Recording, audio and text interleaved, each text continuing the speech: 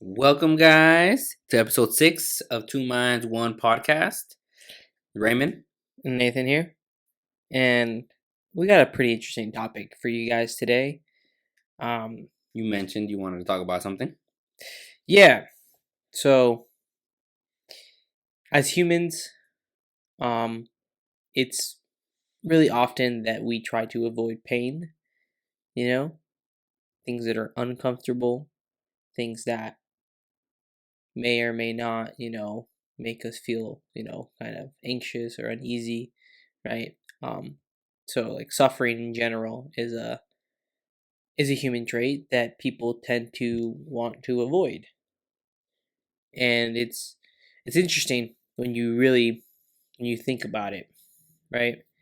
Because anything that's ever been accomplished by any one person or group of people that has been, of note, has involved tremendous amounts of suffering, right? Suffering in the pursuit of a goal, be it a physical one, like first person to swim across the English Channel, so from England to France, right? Mm-hmm. Or suffering in the pursuit of knowledge, for example, wanting to know why the big ball of fire in the sky keeps coming up and down. And Mm-hmm. if we are or are not the center of the universe. There's been many astronomers throughout history that were murdered for their questioning of the status quo. And so I find it interesting that in our day and age, suffering is so ostracized and I guess has a negative connotation to it, right? It's the Whereas, pain of the suffering. yeah, I yeah, think they're right. Most people don't. We don't like pain, right? yeah. But yeah, so I thought it'd be a good topic to talk about because anything worth achieving in life is gonna involve suffering. Yeah, Be some that a sacrifice, personal, suffering in some way. be that a personal goal, be that a physical goal, be that a career goal, be that learning a skill, be that being a father, Mm-hmm. right? And we as Oh, humans, hold on. By the way, Happy Father's Day. oh yeah, happy Father's Yeah, Day for all of you yeah. happy We filmed fathers it out there. on Father's Day. Um, so a lot of things that we derive a large sense of joy or accomplishment out of, right? Mm-hmm. Involves suffering. So one could say that suffering is definitely tied to the human, it's fundamentally tied to the human experience, but it also, suffering essentially gives you not meaning, but It gives meaning to what you're doing. A exactly, deeper meaning. because if everything, More of a satisfaction because you you complete what you're doing or what you're setting out to do, and the reward of that is the joy of overcoming that suffering that you had to go through, that pain. yes, exactly. And it's all too often that nowadays people try to avoid that suffering and they want an easy life. They want easy X, easy Y. Why do I have to work for this? Why do I have to put in the extra hours, etc., etc.? And I feel that if more people really put, the thought of what it means to accomplish something, right? Like, for example, nobody goes into being a parent saying, oh, it's going to be so easy. It's only going to be good times.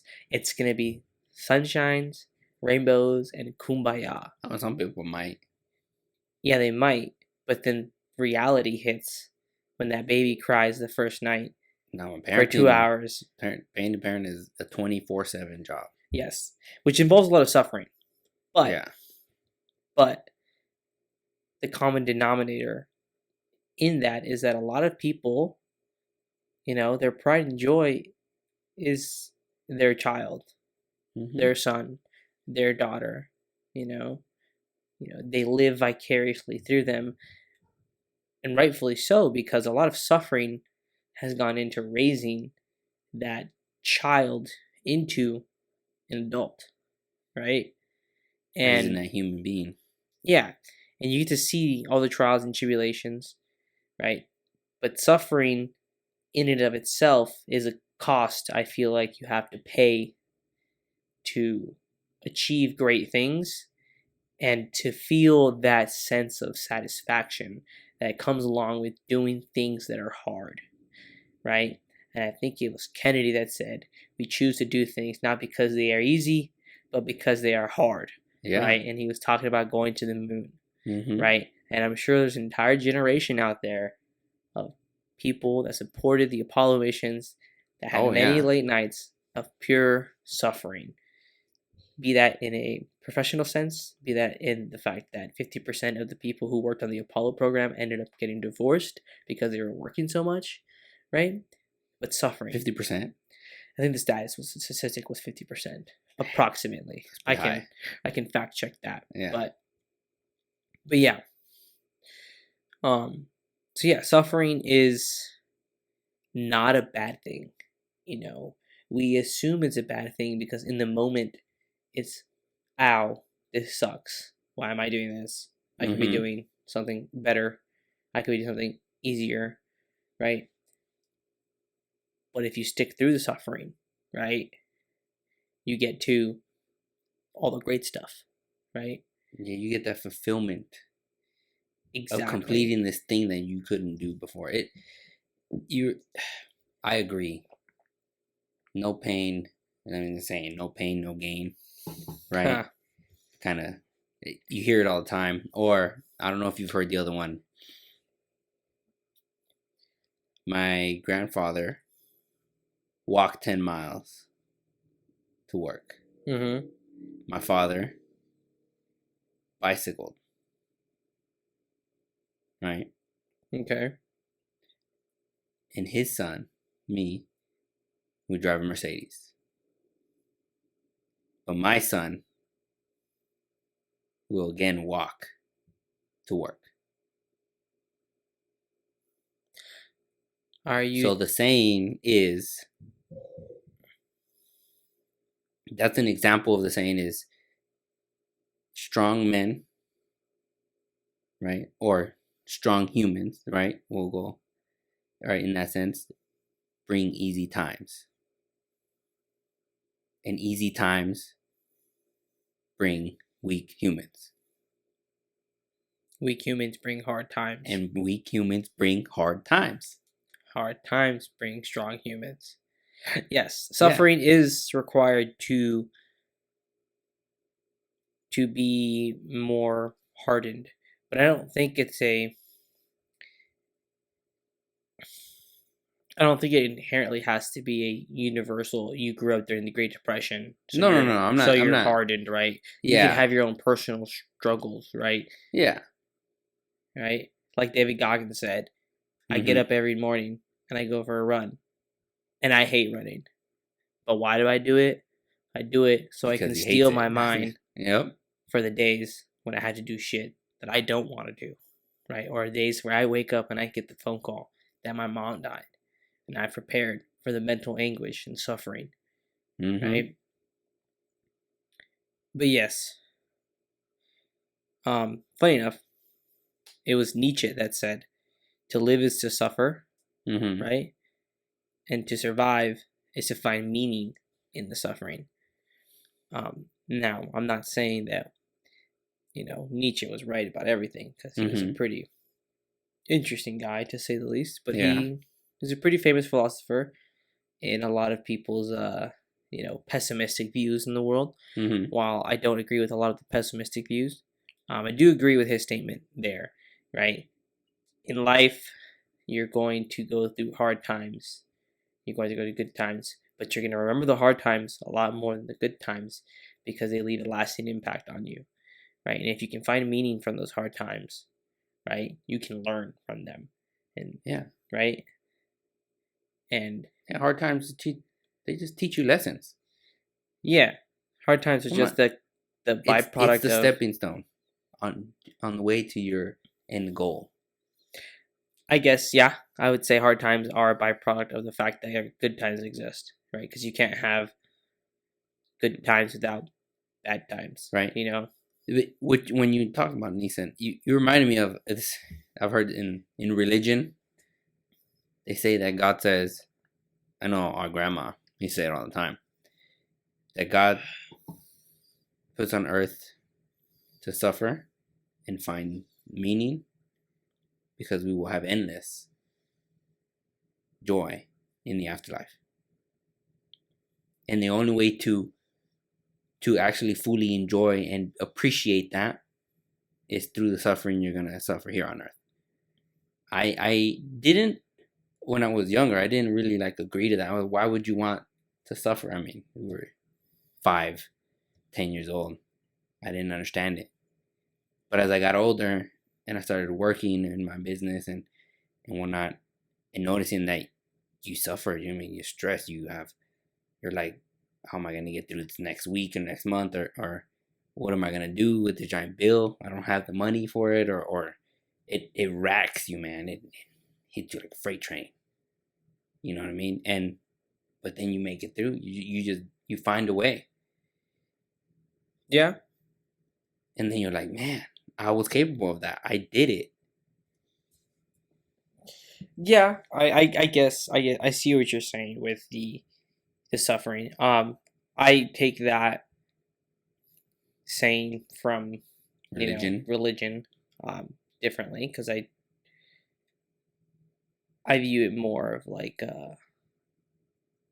an example of, in life, in order for you to be able to experience the good things, you have to have experienced the bad things to give you the frame of reference of the good things, to enjoy the good things, because you Yeah. understand that things could be bad. Yeah. Because let's be honest, if you woke up and every day was perfect and every day was good, You wouldn't know it was good. you wouldn't know what was good, because your baseline would only ever be good. Yeah, your baseline's 100. Yeah. So 100. So in order to know, 120 doesn't seem that much different. in order to know 100, you need to know 0. You need to know 10, 5, all the bad times. Yeah. Right? And I think that's why when I was younger, I took it as literal. What she would tell us, right? Mhm. What she would tell me. And as I got older, it's not more of a literal. It is like you were saying, the suffering that you experience, the heartache, it makes you appreciate the good times when the times are good. That it does. I think it also helps you appreciate things you've accomplished, because you look back, like you said, Mm-hmm. a lot of the times the newest problem in our life seems to be the greatest problem we've ever encountered. It may be at that time because it's a new wall to climb, right? I guess, yeah. At that time in your life, it is a at new that one. time. But Yeah. when you use your memory of recollection, I'm sure you can find multiple times where you have felt very similar to how you feel now with, oh my God, how am I going to make it through to next week? Mm-hmm. Oh my God, how am I going to do X? Oh my God, how am I going to do Y? Right? And it's overwhelming, right? But when you look back at your memory, right, Mm-hmm. there's been plenty of times that you have encountered these feelings, right? Albeit, in smaller scale, Mm-hmm. or sometimes in higher scale, right? But the new thing is always the most, oh my gosh, it's the end of the world. How am I going to get through this? And it's that recollection, in my opinion, it's that recollection of understanding that I've gotten through this, or I've gotten through something similar to this, right? Something of this equivalent magnitude. Yes. In the past. So there is no. So why wouldn't you get through this one? There's no logical reason as to why I wouldn't get through this one, right? And I feel like that train of thought is not very common. Mm-hmm.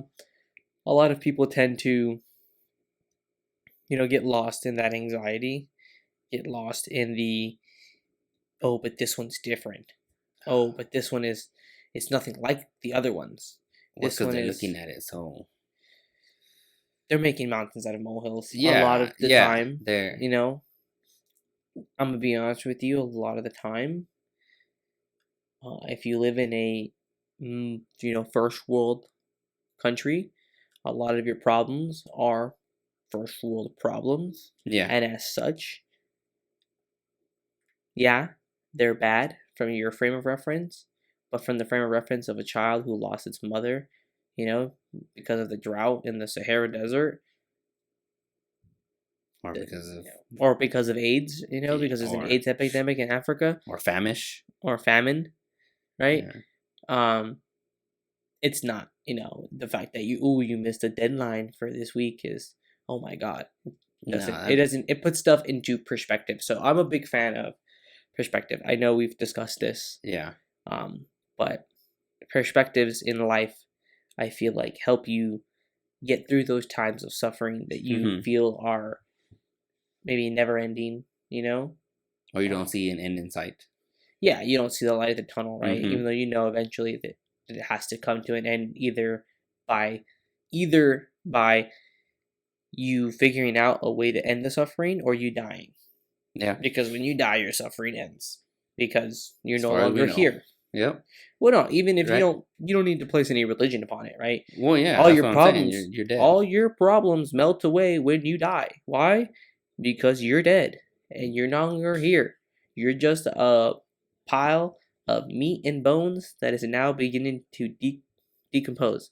And so all your problems that you're worried about, your rent, your mortgage, all the issues you encountered, gone.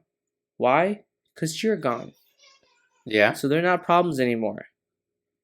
So that frame of reference, puts a lot of stuff into perspective. Oh When yeah. you think about it at the end of the day, at least in my opinion, when you think about it at the end of the day, there's a few things that really matter, right? All the little stuff of, oh, I need to make deadline for work, while that is important, I'm not saying not to go to your boss and be like, well, it's not important because we're gonna die one day. It's important in that moment because you do need to, put food on the table or pay your rent or have somewhere to live, etc., etc. Mm-hmm. But in the grand scheme of things, a lot of our problems, a lot of the things that give us anxiety, you're like, oh my god, I need to finish this. I need to put in 14 hours to Yeah, turn this it in isn't to get it actually a life and done. death situation. It's not. Our brain loves to trick us into thinking that a lot of things are, you know, are danger to our survival. But Mm-hmm. the reality is, especially if you live in a first world country, a lot of your problems are not as big as you make them out to be. Granted, you have the right to complain about them if you so choose to, although I do think complaining isn't going to help It you doesn't solve the help. problem. You can definitely do that. I know for some people that is definitely a coping mechanism. Um, but yeah, your problems are important and they are grandiose to you. Yeah. But in the grand scheme of things, right? They're not, right? There's Mm-hmm. bigger fish to fry out there, right? No, I mean, don't you? There's also a lot of people that suffer from things that are out of their control. You Yes. shouldn't let things that are not in your There control you go. suffer. There you I mean, go. don't suffer from something that you have absolute no control over. Don't Yes. let it affect your mood. Don't suffer over that. Suffer over what truly you need to suffer over. No, no. Well, I You know mean, what I no, mean? I yeah, mean, yeah. You and so suffer many or people, worry about whatever yeah, so many is people in let your that, control and not what is out of your control. so many people let it affect them so strongly. It affects their day, their mood, their attitude. Well, yeah, It's so much, and I don't know if you've thought about this. I've thought about it in like your stress level, how much stress you can handle, how much like pain and suffering. It's Mm-hmm. like a muscle, right? The more you use it, the more you deal with it, the more it happens, the more you can deal with, the stronger it gets. The more it takes to get you to that limit, to your like, oh, this is like really hurting or really stressful, right? Because if you think about it, I mean, you've Damon from DDE on YouTube talked about it in a podcast, a coffee time. I think it was, right? How his risk when he started his affiliate marketing business, the risk level it became so huge because he was spending $500,000 or $200,000, $300,000, $400,000 in ad, like per month, right, to generate like $500,000, $600,000, $700,000. You're talking about risk tolerance, not risk Right? tolerance. You're talking about stress tolerance. Yeah, stress tolerance, but also I feel like your pain tolerance, your suffering tolerance. Also, I mean, you mentioned it with David Goggins. Yeah, I do agree with you that your stress tolerance gets stronger in that sense. Is like something a muscle you build up, but I feel like your stress tolerance is something you build up through, like you said, your trials and tribulations that you have gone through and overcome, right? Yeah. Because your stress tolerance, I don't think it's going to increase if you stress yourself out. Come over it, yeah. If you stress yourself out and then you don't meet a deadline or you don't make X or Y, and then you just don't accomplish it, and then you go to the next thing. It's just but I mean, at that point, it comes to your perspective. Like you gotta believe you're gonna accomplish it. You gotta believe that you're gonna get out of that situation, that stress. I definitely agree that you have to believe that there is a end in sight. A little bit. Yeah. You do have to do everything in your power to believe that there is an end in sight, but sometimes it is difficult, right? And I understand that, we can be blindsided by the now versus the future, right? Because delayed gratification or looking at the future is so abstract because it's not guaranteed. And it seems so far away. It seems so far away. It's not guaranteed, right? Because realistically speaking, your tomorrow isn't guaranteed. Yeah. We live a lot of the times like we know we're gonna wake up tomorrow morning, right? Which is, in all fairness, right? The probability of us waking up tomorrow, most of us waking up tomorrow, is relatively high. Right? So it is a fair assessment, right? But the acknowledgement that there is the fact that we won't be waking up tomorrow is something that should be acknowledged, right? And I feel like that is really avoided by a lot of people. I feel like in order to avoid suffering and avoid thinking of uncomfortable things, a lot of people kind of tiptoe around the topic of death, and they kind of don't really come to terms with it until they're knocking. Tiptoe. I tiptoe. What I mean by tiptoe is they don't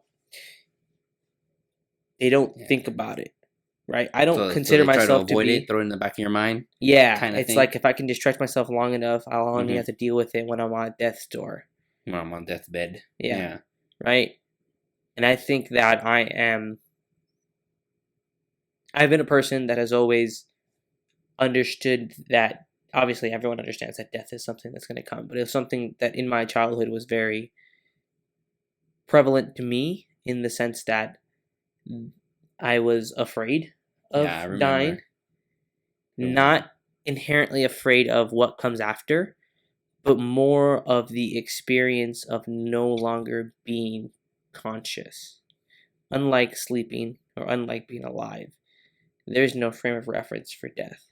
You're kind of here, and then you're not here. I'd argue it's like a light switch. It only has on or off. Yeah. Right? And so I spent a lot of time thinking about death as a child, as an adolescent, as an angsty teenager. And not a lot of people do, right? At least from my own experience, for most people, not a lot of people like to think about it because it's an uncomfortable thing. That, I remember you did not like to talk about it. No.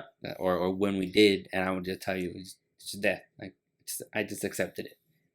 And yes, you do have to accept it because, like you said, and you would always question why. It is something that is out of your control. Yeah. Right? when your day comes, right? It comes. It comes, and it's out of your control. So no need to worry about it, right? But in all of that thinking about death, right? It led me into a lot of avenues of, well, is death really a bad thing? Because I feel like it kind of gets a bad rap for in all intents and purposes. Yes, I For get the it. fear of death. No. Death itself, Yeah. the act of dying, gets Mhm. a bad rap. I feel like it's definitely not something you want to happen to your loved ones. Not something you want to happen to anybody inherently, right? Oh, and that the idea of an early death is another topic we'll talk about, Mhm. right? Because you're not entitled to another day, so you technically any death is not an early death, Yeah, technically, right? and it is not an early death. But neither here nor there. We'll talk about that later. Death is the thing that gives your life meaning. Is the the ultimate thing I came to, right? Just the idea, the precipice of all that thinking about death was that the only thing guaranteed from the moment you're born, guaranteed, is death. is death. If you're lucky enough to have been a person that is born, you're guaranteed to die, right? So it limits your choices in life, right? Because you don't have an infinite amount of time, right? Because you don't have an infinite amount of time, your choices matter, right? And for a lot of times when I was younger, I felt like your choices don't really matter.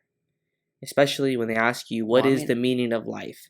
And people tell you the meaning of life is to be happy. The meaning of life is to find purpose. The meaning of life is X. The meaning of life is to help others. The meaning of life A B C D Y G B A B blah blah blah. Right? Yeah. And I would argue, just like another one of those things, because I'm not a nobody, I'm not no professional on death or anything, or what the meaning of life is. The meaning of life is time. That's a commodity that we're always expending, whether we want to or not. Just by being alive, to me, your time scale is going down. We spend our lives, using our time as we see fit. We trade our time for money. We trade our time for meaningful relationships. We trade our time for suffering in the pursuit of greatness. Time gives your life meaning. And why does time give your life meaning? That's the first time I've heard that one. Because death is inevitable, and your time here isn't guaranteed. And as such, time is what gives your life meaning. How you use that time is how your life will be viewed. At least by yourself, right? Which is why we say you can waste your time. Why there's certain things that are considered a waste of time. Like, for example, being an addict. I don't think, the pursuit of drugs is a good use of your time. Obviously, everybody can do whatever, right? And obviously, most people would agree that drugs are bad. Time. It's their time. They can use it how they see fit.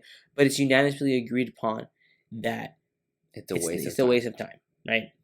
Another thing that is also unanimously agreed upon that is a waste of time is, spending too much time, watching TV, spending too much time not being productive. I'm sure many of you have heard the old adage of, oh, stop whatever you're doing and do something more productive with your time, right? And I never understood that as a child, until I came to this realization, right? I can tell you when I came to this realization. It was in the 12th grade when I had to write an essay saying, what's the meaning of your life? And it wasn't friends, it wasn't family, it wasn't kumbayas, it was death and time. Because you only have so much time, and how you choose to use it is what's going to give your life meaning. Which is why when great people die, many people are sad. But when an average person dies, you barely hear about it. It's how they spent their time. And so in that adage, right, I feel like your time should be spent creating positive change, right? Which is hard to argue because I mean, it positive comes at change is time. It's perspective. it's Also, too. so perspective, 'Cause it's right? your time. Because Positive. Your your I my mean, positive an could be your average person negative to could. your positive. Exactly. I get what you're He saying. could have done positive for one child or one No, person. yes, Or yes. I'm not saying that you need to be Martin one's. Luther King Jr. No. I'm not saying you need to be I Teddy Roosevelt. understand what you're trying to say. I do understand it, and hopefully everyone else understands what you're trying to say. I didn't know you viewed the meaning of life as time, but we haven't actually talked about that one, because I view the meaning of life, as I've thought about it in more recent years, as the things you are able to accomplish Time. with your time. Right? It's another way to view it. It's your time, right? Never thought of it. I didn't think about it, but I thought of it more as what I can do with my life. Yeah. And that's the meaning. What I do Mhm. with it, not happiness, because happiness, you choose to be happy. I believe Okay, I believe in you choose to be happiness. You choose, you wake up, I'm gonna be happy today. I think your adage, I think a way to sum it all up would be, I think Jordan Peterson was the one that said, there's some games you can only play if you're all in. Mm-hmm. And life is one of those games. Where you're all in the day You're all born. in. The day you're born, you're all in, man. You're going to suffer. You're going to have unknown amounts of time in this world. And if you're not all in, if you don't understand that you're all in from the day you're born, you need to, obviously you can't understand that the day you're born, but you know, once you become an adult, you need to understand that, you know, you're all in, man. Like this is it. So go all in. So go all in. Don't leave anything on the table. Don't hold back. Don't leave what ifs. Don't say, "Oh, I should have," right? Mm-hmm. I should have done this. I should have done that. I could have done this, right? Oh man, I wish I did this. Yeah, no. I understand reality sometimes is different than, you know, but yeah, don't I would argue that the only thing in common between all the people that have done the things that you wanted to do with your life is that they never gave up on those things. I think they were willing to go through anything to get them done. I think it was called the winner's paradox. And the winner's paradox is they kept trying. Yeah. And the only guarantee to success in accomplishing your goals is that you never give up. Well, the only guarantee you have in going for success is that if you quit, you're never gonna have it. You're guaranteed to not have it. Mm-hmm. But as long as you keep trying, you'll get there. Yep. Eventually. Yeah. Well, obviously, whatever your definition of success, be that personal success, be that per wealth, person, right? Be that, you know, spiritual, family, etc. You know, all success, in my opinion, is equal because it's such a vague, changing. You know, well, success is perspective per the person. It's per individual. I feel like it's a goal that's per person, right? Yeah, it's a goal. You know, because you know, success could be, you know, being born to a, you know, really, really, you know, low income family and saying, I want to make it to the middle class, or I want to make it to where I'm not living check to check, you know, or I'm not worried about food stamps. Exactly. Or I'm not worried about where my next meal is going to come from, right? That can be success, electricity, right? But the tricky part with making success a goal like that is that the goalposts can always move, right? And if you define your life happiness by reaching your goals, eventually there's going to be a goal that you won't be able to reach because you run out of time. Yeah. Not because you can't, because you run out of time. Yeah. Because the game is infinite, but we don't have an infinite amount of time. Exactly. So that's why you better be all in. Yeah. Right? Which is why I really like that saying. Because it's such a obvious statement in a lot of aspects, but also like not obvious at the same time. You don't think about it, that, you know, because in most games, you know, there's game theory. You can be reserved. There's strategy. You can not play your hand and everything. You know, like, no, life is an infinite game. That from the moment you're born, you have to be all in. Yes. With endless possibilities, man. Right. And the fact that, there are no rules and you have no control of other players leads to all of the insane amount of possibilities and outcomes, right? When you look at people's lives. Like, for example, look at the guy who created Virgin Records in Virgin Orbit. He had ADHD, dyslexia. Teacher told him that he would never amount to anything, right? And yet he became a billionaire. Not Yeah. only a billionaire, a very successful businessman. Yep. He opened Virgin Records, and then after he opened Virgin Records, he had a Virgin label, and then he opened a Virgin airline, and then I'm sure he sold his Virgin Virgin. Records and label to pay and sue the airline business companies, right? And then that's how Virgin Airlines opened. And then from there on, he did all of his other, Virgin Mobile, right? All of his other escapades, right? Mm-hmm. The man is crazy. He lived the crazy life. For those of you who don't know, but I'm sure that before his successful business of Virgin Records, he had probably a few failures beforehand, where he learned some lessons, what to do, what not to do. yeah, of course, that suffering there. Richard Branson, that's the guy. Yeah. He's had an insane story, and so you can have a story like his, Inspirational, ADHD. inspirational, neurodivergent. Mm-hmm. You can also have your run of the mill, average story, whereas I want to have a good career, I want to have a good wife, I want to have a good family, and that's completely fair and completely valid, as well as wanting to be a multi-billionaire or millionaire, etc. Right? All of it's equal. Why? Because you don't get to take anything at the end of the day. Without each other, not one would exist. Neither one would. The billionaire wouldn't exist without the people who want to have that normal life. No, well, not normal, but to them who want to have that life of family, of a career, 9 to 5, come home, right? Enjoy time. It wouldn't exist. yeah, I agree. But another reason why I think it's all fair is because at the end of the day, we're all going to the same place, man. We're all gonna die, and you don't get to take anything with you. Zero, zips, nada, nothing. The thing our dad says all the time. Remember that. Remember, take this all with a grain of salt, coming from just another human. But to our knowledge, you don't get to take anything with you, and nor will you ever be able to, right? And so if you don't leave everything on the table while you're here, why are you doing yourself a disservice? Or the world is a service. You don't know what you could accomplish. Yeah, you don't know how your small, tiny acts can help people or can have long-lasting, larger implications. Yeah, in the grand scheme of things. Yep. I think it was Alex Hormozy who said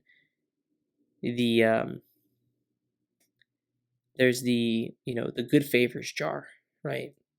If you put in good favors for a week, you might be able to get a pretty good favor in return, without, right? But if you put in good favors for a year, you get an even better favor. You put in good favors for 10 years, even better. Well, if you extend that out for an infinite amount of time, right, for a lifetime, and you believe that you did so many good favors that even after your lifetime, your mission will continue, that's how you change the world. Right? He's also the one that said, do the boring stuff. Doing the boring stuff is his motto. Another way of looking at doing the suffering stuff, the one the stuff nobody wants to do. The boring stuff. Do the boring stuff. Is the suffering? Yes, the mundane. The stuff you have on your list that you should do, that you do every day, and you have to do it, but you don't do it because you do it even when you don't want to do it. Yes. That also leads into discipline, which is also part of suffering. You do stuff because you have the discipline, even though it's going to suck. Yeah. I'm sure most of you listening have gone for a run. And most people when I speak, I think I speak for most people that say they don't like running. Why? Let's be honest. It sucks. Your It heart gets hurts. painful. Your heart hurts. Your legs hurt. It's Mm-hmm. hard to breathe. You feel like you're kind of choking, But right? not choking. But not choking at the same time, right? You feel like you make a lot of progress, but when you look back, you've been running for 10 minutes and you've barely gone half a mile. It sucks, right? It's suffering, Yeah. right? But what are the results of that suffering, right? Depends on who you are and what your goals are, but the results of that suffering sometimes You're healthier. You're healthier, Yeah. right? Like And your that's the best body, one no, for and everybody. your body tries to convince you that you enjoy this because you get the thing called the runner's high. Why? Yeah. Because after a lot of suffering, your body releases endorphins because it knows that if you only have suffering, you're never going to want to do this again. And so your body releases endorphins that make you feel great, man, which makes you go, dang. So you remember. So let me backtrack real quick. The human mind remembers things at the beginning and at the end. The middle is always hazy. When you think back at a book or a story, Yeah. And the think back end, at our the half beginning, marathon. you the beginning, you look at the beginning, you look at the end. So that's how our brains are hardwired. The middle is kind of like, it's the middle. It's where all the boring stuff happens. It's the boring stuff. Right? It's where the race is won. Mm-hmm. The middle. The middle is where the race is won. But you look back on, your runs or anything that was difficult, hard times, training sessions, the boring stuff doesn't come to mind. It's the beginning and the end, the endorphins, the sense of accomplishment when you finish something you set out to do that took you 10 months. And our brains are hardwired that way because life is a lot of suffering. And if they weren't hardwired that way, I think that we would not work so hard for those things, right? We tend to forget how hard things are. For example, if any of you have ever done Insanity and made it through, right? Insanity is a workout program produced by Sean T in order to help people get fit. It's like a DVD set you can do. Yeah, It doesn't program. require any weights or anything, but it just requires your commitment for 60 days. Mm-hmm. If you've never done anything hard like that or Insanity, you look back on it, you don't remember all the days in the middle that fucking sucked. I You remember the end. first day. You remember the first day that sucked really bad. Really bad. That it was And then so you hard. remember the last day. The last day. And when you accomplish it and the feeling you get going, yeah, I did that. We liked it so much we did it again. And you look back and you say, yeah, I did that. That is hardwired into the human being. Yeah. I mean, we ended up also doing Sanity Max 30. Which was even harder. That's neither here nor there. But the amount of suffering we go through is so much that our brain is hardwired to kind of go, yeah, suffering's there, but look at the bright side. When you're done with it, you get to freaking have that awesome feeling, right? Of accomplishment. But at the same time, I would argue to also enjoy, if you can, embrace the suck, enjoy the suffering. Yeah. Because you know that it is just a part of the cause that leads to greater things. You remind me of something I saw Mike Tyson say on Joe Rogan's podcast. Discipline is doing the things you don't like to do while doing them like you love them. Yeah. Enjoy the journey. That's what it is. Enjoy the middle part. There's so much more middle than there is going to be beginning and end. If you're going to be in the trenches, success is not the end might as well enjoy it. Success is not the end point. It's the journey. Yes. Yeah, agreed. I mean, so many people say it. It's not the end point it's the journey to that gives you more of an accomplishment. Yeah. I agree. I can see that definitely, like, when you're in the middle of it and that your goal seems so far away, but you're like, man, if I can make it, like I can say right now, for me, with my son having trouble talking, right? To me, that suffer. I suffer. I feel like at times it's my fault, or me and my wife, we feel the same way. Like, maybe we didn't do enough, but we're trying to do everything we can, you know. You know what it reminds me of? And I'm sure that when he starts talking, everything we've done, all the speech therapy, everything, will feel worth it, way better. I mean, yeah, Because as a parent, feeling like it but feels your suffering is terrible, dude. self-imposed. You're Yes, and no, self-imposed. that one's It's self-imposed. exactly what we talked about earlier. Yeah, A lot of it times is our out of my suffering, control, a lot of times our suffering right? is self-imposed because Mm-hmm. we try to control things that are out of our control. Yeah, And so you feel bad for your son because you believe that there may or may not be something wrong. But Levi doesn't feel bad for himself. Oh no, Levi, He doesn't. He kicks it know. all day. It's So ignorance is bliss. yeah, well, And it reminds me of. it was just an example of saying that at times I do feel like that, but I have to I tell myself, no, it's not in my control. All I can do is all we can do is do our best to teach him, and he will learn at the time that is right for him. All you can do is keep doing the boring stuff. Exactly. I mean, it's the boring shit that wins races. It's the boring stuff that wins. But the way you look at things helps you either suffer excessively or helps you look at the positive and find another way. Yes. Frame of reference is very important. Yes. I believe we might have discussed this already, but frame of reference is a large part going to either make your life easier or harder. Yeah, I mean, frame of reference also the law of attraction. They use that too. If you are positive, you are happy, and you portray that is what you will attract. You kind of like stipulating you get what you give out. Yeah. Yeah, definitely. You get what you give out. Yeah, positive people tend to seek positive people because they want to see like-minded people. They want to experience things with like-minded people. Yeah, I mean, as such negative to you, are you as gonna that's be what rude as to as them? such no, as such negative people tend to be surround themselves with more negative people.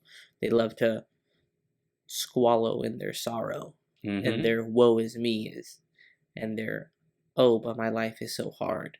And I get it. Yeah, your life is hard. But in perspective and in reference to a lot of other people, but your life ain't hard. It's not hard. If you live in a first world country, your life's hard, but it's not that hard. You got to always look. There's always someone that has it harder. And you should be thankful that you have the cards that you're at. Yeah. Look, always find that one there because there's always somebody that has it harder. And that's another way to remind it, I should be thankful for what I have. Yes, you should. It's all too often that we take for granted a lot of the things we have, especially if you're in an advantageous position like a first world country or a developed country. Or developing. You have so many more advantages just by being born where you're at, right? Mm-hmm. And obviously no one decides where they're born. No one decides what parents they're born to, so yeah, it's all just... You play the hand you're dealt, man. It's just the game. And you play the game with what you got. Exactly. Right? And you can either bitch and complain about what you did and didn't get, or you can buck up and show the world that in spite of all your trials and tribulations, that you can still be successful. Whatever that success is for you, not success dictated by the world, right?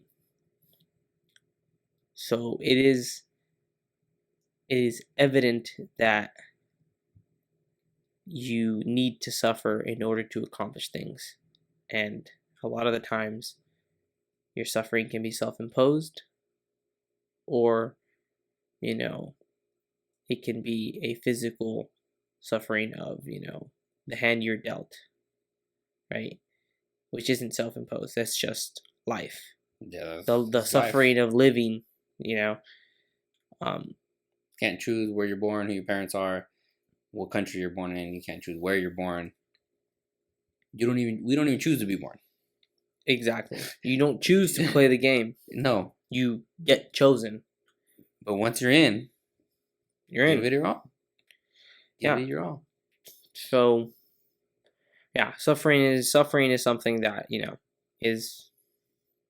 Do you have an example? Something that you could say that you've gone through? That what? That has some suffering that you've maybe. Okay, I can give you an example. It's not. It's maybe not. It's definitely a first world example. I'm not going to claim it to be the end all be all of suffering. Mm-hmm. I know that there's people that have suffered far more than I have, and are suffering more than I ever will possibly. Yeah. But yeah, I graduated and it took me 7 years to get my degree. I went to university to be an aerospace engineer. And I went to community college for 3 years, and then I went to my university for 4 years. And it was a long process. And along the way, I suffered greatly in the sense of feeling like the process was never going to end. Feeling like every time you make a step, there's 15 more steps in front of you. And those 15 steps got higher and harder to climb.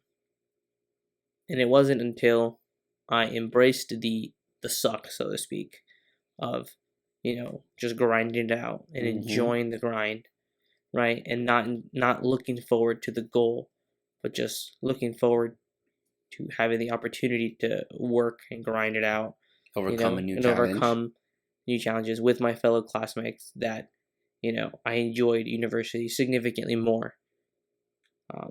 I'd say the last 4 to 3 years of my university are the highlights, right?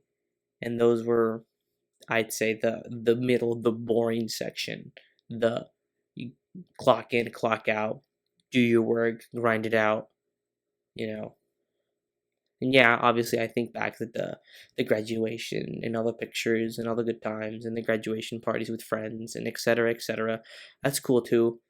But every time me and my friends get together, it's never, oh, remember the graduation party? It's, oh, remember when we stayed up till 4:30 in the morning to study for that exam that we all fucking bombed anyways? Yeah, I remember too. Crazy how we did that. Insane. Yeah. Remember how we studied for 14 hours straight just to go to an exam that had nothing we studied on? Crazy, man. Crazy. Crazy times. That's what we remember. That's what we talk about. Yeah. We embraced the suck and understanding that, yeah, it sucks. Get over it. You put in the boring work to get the knowledge. And you do it. Exactly. And now you get to reap the benefit of doing the day-to-day boring work, right? Mm-hmm. And that's just my example. Obviously, I don't think it's a very, like, oh, woe is me, you suffered and you had to go through college, right? It's an example. It's an example. No, obviously, I'm not asking you for woe is me. No, yeah. I'm not saying that, but yeah. I'm obviously prefacing that for the viewers that is my example, where I can think suffering is the most prevalent. For some people, it might be, their day to day. For some people, it might be trying to lose weight. For some people, it might be, trying to build a connection with somebody, and it's hard. Yeah. But yeah, suffering is everywhere, and it is unavoidable no matter how hard you try to avoid it. In the act of avoiding suffering, you are going to suffer inadvertently. You're just delaying it or pushing it off. Or it affects you more because you don't want to feel suffering. Yes. So you suffer more. You self-impose your suffering. Yes. But yeah. At the end of the day, guys, if there's anything you take from this episode, is to embrace the suck. Understand that all accomplishments worth accomplishing are going to require suffering.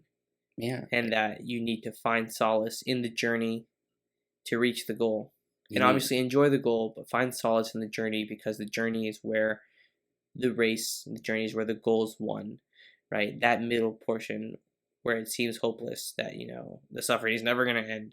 That's the part where you have to buck up and, pick yourself No, I up and mean, keep going. take on new challenges. I mean, whenever you have an opportunity, take it on. It'll give you the strength, to give you that willpower to when an unexpected challenge comes along, to face it head on. I think You it's know, Alex Hermosi who said you want to build up a resume of accomplishments that is so ironclad and concrete that when a new thing comes up, you can look at it and say, well, I accomplished all of this, so why can't I do this? exactly. Yeah, Yep. that's what I'm saying. And so with that, guys, I Episode's think that's over. all we have for today. Yeah. If you Comment. enjoyed, leave a comment. No, tell us about you guys' experiences, sufferings, and overcoming. Yeah, tell us We'd love to read about it. how you have suffered and have overcome that suffering, or are in the midst of that suffering and are doing the boring work to continue to suffer to get out of it. But anyway, like, comment, subscribe, Until and next week. we'll catch you next time.